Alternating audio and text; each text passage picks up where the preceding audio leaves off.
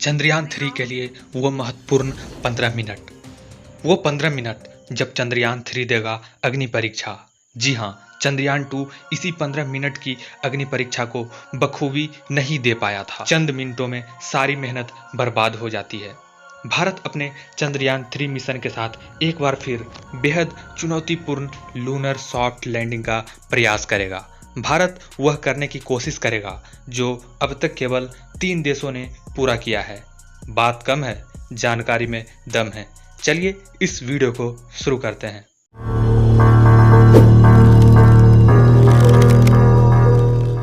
चंद्रयान के लिए सबसे चुनौतीपूर्ण कार्य है उसका soft landing.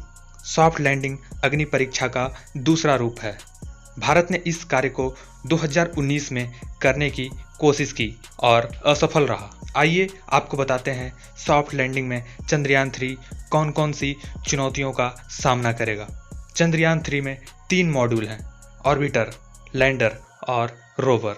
Propulsion module lander और रोवर को चंद्रमा तक ले जाएगा, लेकिन यह मॉड्यूल चंद्रमा पर नहीं उतरेगा।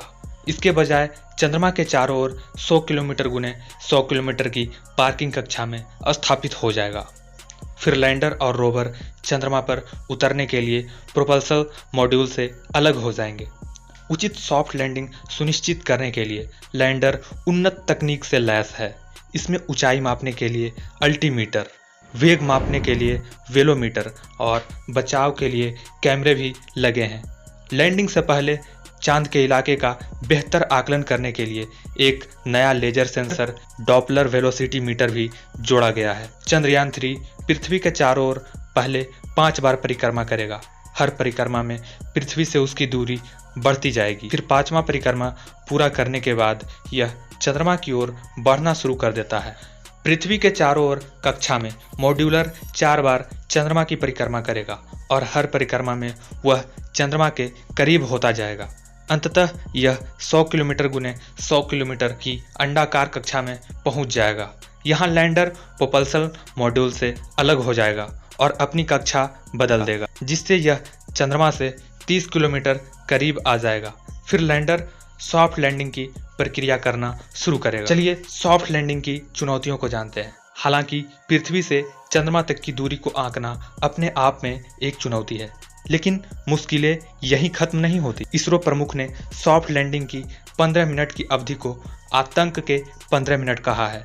जब लैंडर को अपने इंजनों को सही समय और सही ऊंचाई पर फायर करना होता है, सही मात्रा में ईंधन का उपयोग करना होता है, चांद की सतह की पहाड़ियों और गड्ढों का सटीक स्कैन करना होता है और अंत में नीचे छूना होता है चांद के सतह को।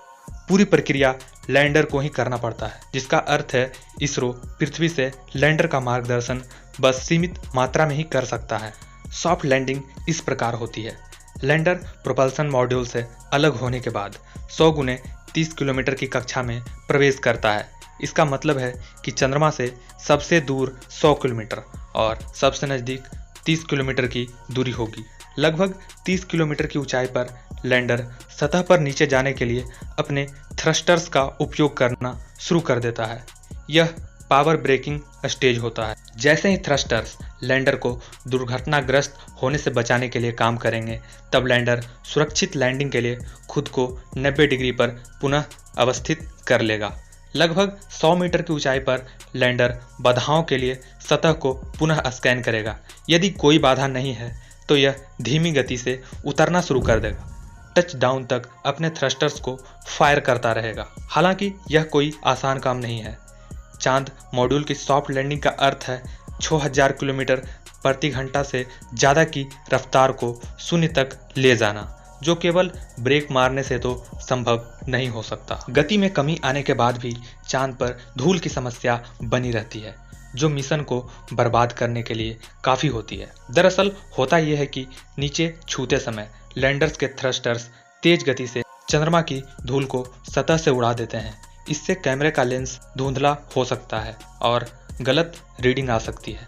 लैंडर अपनी उतरने की गति को नियंत्रित करने के लिए अपने थ्रस्टर्स का उपयोग करके चंद्रमा पर सॉफ्ट लैंडिंग करता है।